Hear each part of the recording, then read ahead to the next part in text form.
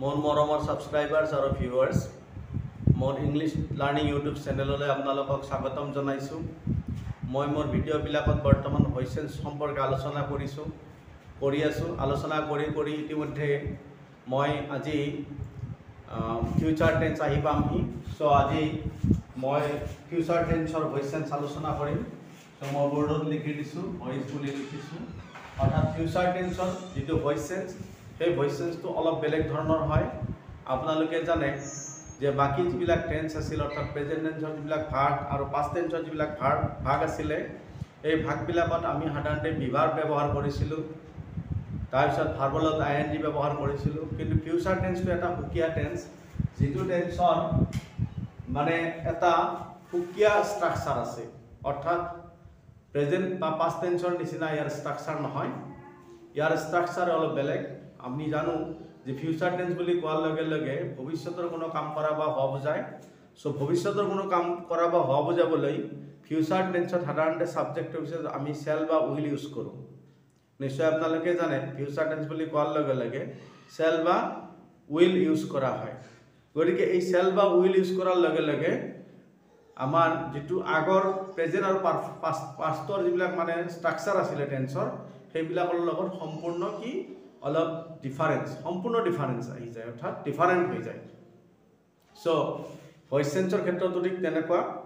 ইয়াত আমাৰ যেনেকুৱা আগতে আমি যাৰ ওয়াজ ওৱেৰ এইবিলাক আহিছিলে পেসিভ ভয়েসত, কিন্তু ফিউচাৰ টেন্সত পেসিভ ভয়েসত আমি যাৰ ওয়াজ ওৱেৰৰ কোনো ব্যৱহাৰ নহয়। ইয়াত মানে বি ভাৰ্বৰ বেলেগ ফৰ্ম নাহে, বৰঞ্চ বি নিজে আহে। সো মই ষ্ট্ৰাকচাৰ লিখিলে আপোনালোকে বুজি পাব।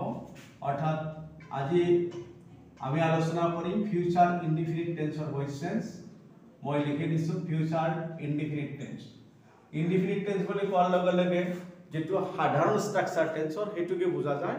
অৰ্থাৎ এক্টিভ ভয়েসত ফিউচাৰ ইনডিফিনিট টেন্সৰ ষ্ট্ৰাকচাৰ হ'ব সাবজেক্টটো এক নম্বৰ হ'ব। আগৰ নিচিনাই মই সদায় কৈ থাকো, এক নম্বৰ এইকাৰণে লিখো কাৰণ এই সাবজেক্টটোক আমি অবজেক্ট হিচাপে লিখিম। কেতিয়াবা নাউন থাকিলে আমি সাবজেক্ট আৰু অবজেক্টৰ ডিফাৰেন্সটো বুজি নাপাওঁ, প্ৰনাউনবিলাকৰহে ডিফাৰেন্স বুজি পাওঁ। কাৰণ আই যদি সাবজেক্ট হয় তাক অবজেক্ট হিচাপে মি লিখো, কিন্তু দা বয় যদি সাবজেক্ট হয় তেতিয়াহ'লে তাক অবজেক্ট হিচাপে কি দা বয়ে লিখিব লাগে, হয়নে নহয়? অৰ্থাৎ noun never changes in both forms. অৰ্থাৎ সাবজেক্ট অবজেক্ট কোনো ফৰ্মতে নাউনৰ চেঞ্জ নহয়। তাৰপিছত ফিউচাৰ টেন্সৰ ষ্ট্ৰাকচাৰ শ্যাল অৰ উইল আহিব নিশ্চয়। তাৰপিছত মেইন ভাৰ্ব লিখিব লাগিব।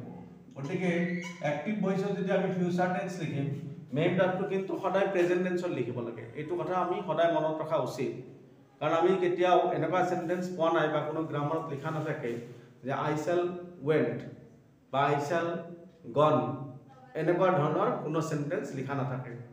অৰ্থাৎ আই শ্যাল গৈ লিখা থাকিব, হি উইল ডু লিখা থাকিব। তাৰমানে যেটো মেইন ভাৰ্ব ইউজ হয় সেইটো সদায় প্ৰেজেন্ট টেন্সত লিখা হয়। সো মই ভয়েস চেঞ্জ আলোচনা কৰাৰ সময়ত, ডিসকাস কৰাৰ সময়ত আপোনালোকক নিশ্চয় মই মানে টেন্সৰ কথাও যথেষ্ট কৈছো, কাৰণ টেন্সটো মোস্ট ইম্পৰ্টেন্ট। টেন্স যদি আমি জানিম, টেন্স সম্পৰ্কে যদি আমাৰ কনসেপচন ক্লিয়াৰ হৈ থাকিব, টেন্সৰ নাম কোৱাৰ লগে লগে যেতিয়া সেই টেন্সৰ ষ্ট্ৰাকচাৰ বা সেন্টেন্স এটা চকুৰ আগত ভাহি থাকিব, তেতিয়া আমি বুজি পাম টেন্স মোৰ সম্পূৰ্ণ হৈছে। আৰু টেন্স যেতিয়া সম্পূৰ্ণ হ'ব তেতিয়া আমাৰ ইংলিছ গ্ৰামাৰৰ বাকি যিমানখিনি কথা আছে, গ্ৰামাৰৰ বিষয়বস্তু আছে, গোটেইখিনি কথা আমি সহজে দায়িত্ব কৰিব পাৰিম। আৰু সেইকাৰণে টেন্সৰ কথাটো মই সদায় কৈ থাকো। আৰু টেন্স যেতিয়া আমাৰ টেন্স সম্পৰ্কে যেতিয়া গোটেইখিনি ধাৰণা আমাৰ আহি যাব, তেতিয়া আমি ইংলিছ বনাই লিখিব পাৰিম। কম্পজিশনত আমাৰ সহায় হ'ব। যিকোনো ইংলিছৰ সেন্টেন্সটো আমি সেই টেন্সৰ ষ্ট্ৰাকচাৰত লিখিব চেষ্টা কৰিব পাৰিম। যদি আমি ভোকেবুলাৰি বেছিকে জানো, অৰ্থাৎ ওয়াৰ্ডবিলাক বেছিকে জানো, নিশ্চয় আমি ভাল ইংলিছ লিখিব পাৰিম। ৰাইটিং স্কিলটো আমাৰ বাঢ়ি যাব, হয়নে নহয়? যিয়ে নহওক সাবজেক্টৰ পিছত শ্যাল বা উইল লিখিব লাগে। তো মই ইমান সময় ক'লো মেইন ভাৰ্বটো সদায় প্ৰেজেন্ট টেন্সত লিখিব লাগিব, প্ৰেজেন্ট টেন্স। তাৰপিছত অবজেক্ট লিখিব লাগে আৰু কি এক্সটেনশন লিখিব লাগে। অবজেক্টটো লিখিবই লাগিব আৰু অবজেক্টটোক নাম্বাৰ 2 হিচাপে লিখো। এতিয়া মই এটা সেন্টেন্স লিখিছো, অৰ্থাৎ এক্টিভ ভয়েসত I shall buy a new house.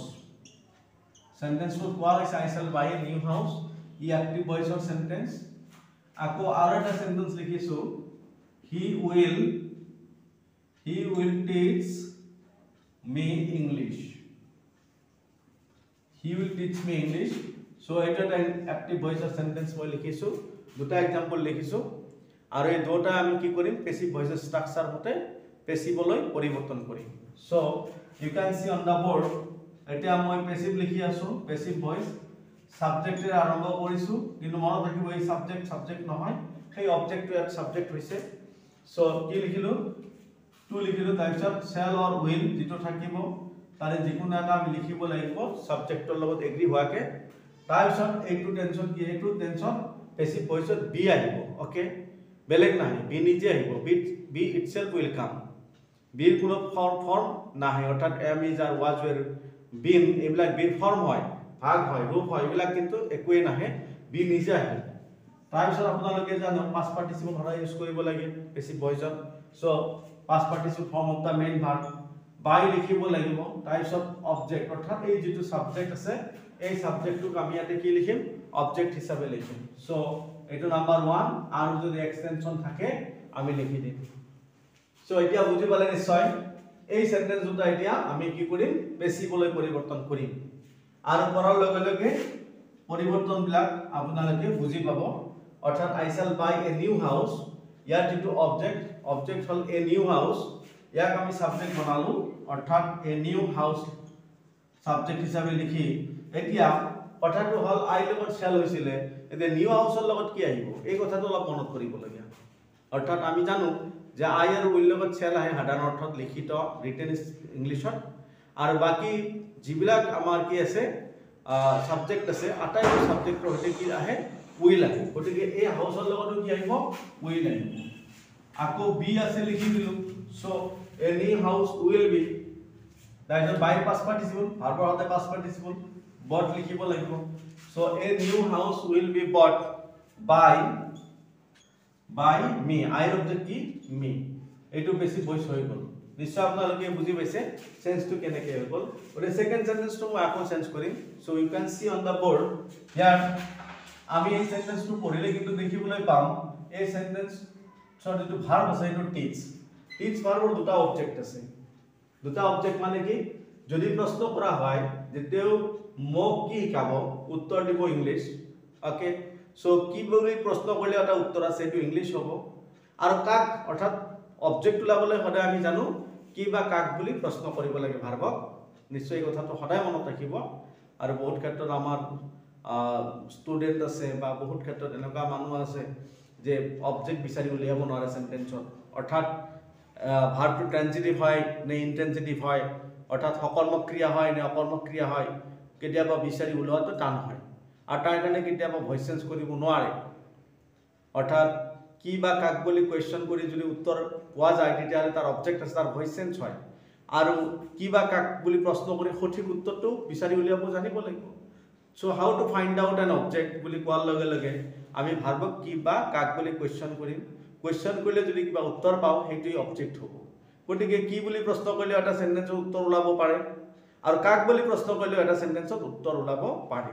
গতিকে এনেকুৱা যদি এটা সেন্টেন্সত এটা ভাৰ্বৰ যদি দুটা অবজেক্ট থাকে তাক দ্বিকৰ্মক ক্ৰিয়া বুলি কোৱা হয়. আপোনালোকে অসমীয়া গ্ৰামাৰত পাইছে, আমি পাইছো নহয় জানো.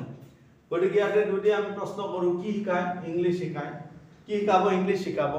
এবাৰ যদি কোৱা হয় ইংলিশ কাক শিকাব, মোক শিকাব.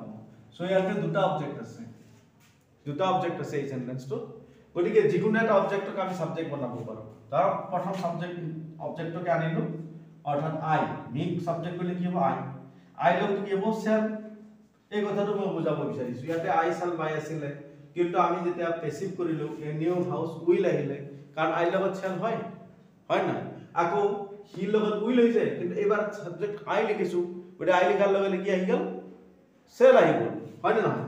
গতিকে আই শ্যাল, তাৰপিছত কি হ'ব বি, তাৰপিছত ভাৰ্বৰ past participle I shall be taught, আৰু যেটো ইংলিশ অবজেক্ট ইয়াত আছে ইয়াক অবজেক্ট হিচাপে ৰাখিম. আৰু এনেকুৱা অবজেক্টক ৰিটেইনড অবজেক্ট বুলি কোৱা হয়. মই আগতেও কৈছো, কেইবাবাৰো কৈছো. So I shall be taught English, I shall be taught English by him. হিৰ অবজেক্ট কি হ'ব হিম. আৰু এই সেন্টেন্সটো বেসিভ কৰিলো.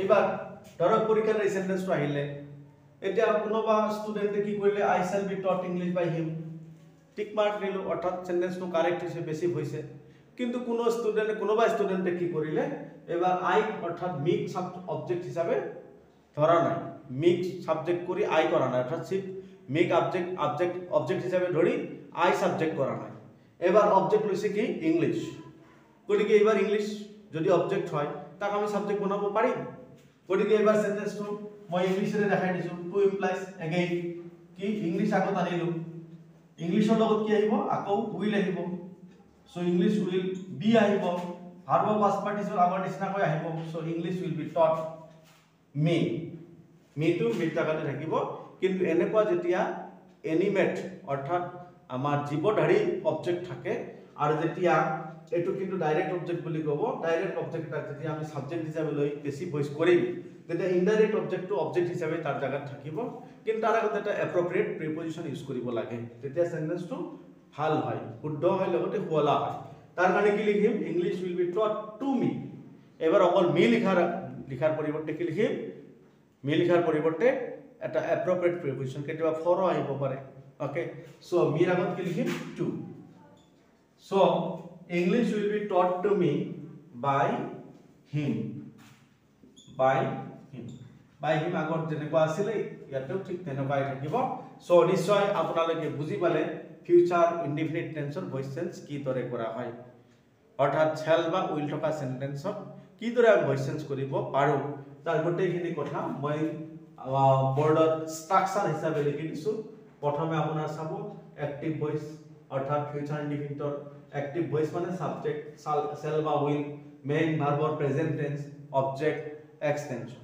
আৰু ঠিক এইটো স্ট্ৰাকচাৰত মই দুটা সেন্টেন্স ইয়াত লিখিছো I have written here two sentences of this structure আৰু this structure says that the sentences are of future indefinite tense অৰ্থাৎ এই স্ট্ৰাকচাৰে কয় যে সেন্টেন্সটা future indefinite tense or sentence so sentence প্ৰথম সেন্টেন্সটো হল I shall buy a new house tar passive hol a new house will be bought by me karon subject to shall ba with is be likhibo like verb past participle to passive or eta important boikhishtya most important characteristic apnaloke jane by ahibo taisot ei subject to object hisabe likhibo lagibo ar extension jodi kiba thake likhibo lage orthat onnyanyo word so ki hoi gol je I shall buy a new house will be bought by me again he will teach me English या দুবার আমি passive কৰিছো কাৰণ দুটা object আছে যিকোনো এটা অবজেক্টক আমি সাবজেক্ট ধৰি পেসিভ কৰিব পাৰো so I shall be taught English by him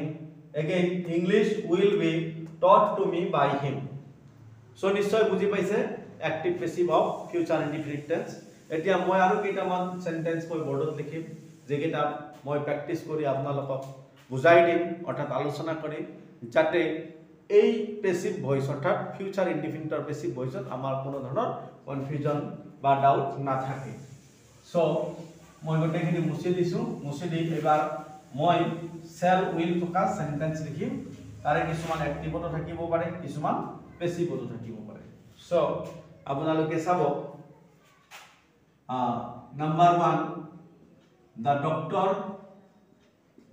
the doctor will examine the patient now the doctor will examine the patient now so eto active voice sentence jod will ase aru verb to present tense ot ase so yak passive korile ki hobo the patient eto hol object so the patient to agot anilu the patient aru doctor logot will ase patient tor logot will hobo karon ami jano I aru will logot shall hoy baki sobor logot ki hoy will so the patient will tarpor shall ba will likile be likhibo lage verb hoday past participle the patient will be examined by the doctor now so এই passive voice হৈ গল আপোনালোকে নিশ্চয় ধৰিব পাৰিছে এবাৰ মই এটা sentence পেসিভত লিখিম সো পেসিভৰ পৰা কেনে কি দৰে অ্যাক্টিভ কৰিব পৰা যায় একেই সিস্টেম বাই উঠি যাব বি উঠি যাব হয় না নহয় ভার্ব টু প্রেজেন্ট টেন্সত ইউজ হ'ব গটিকে এবাৰ কি লিখিম the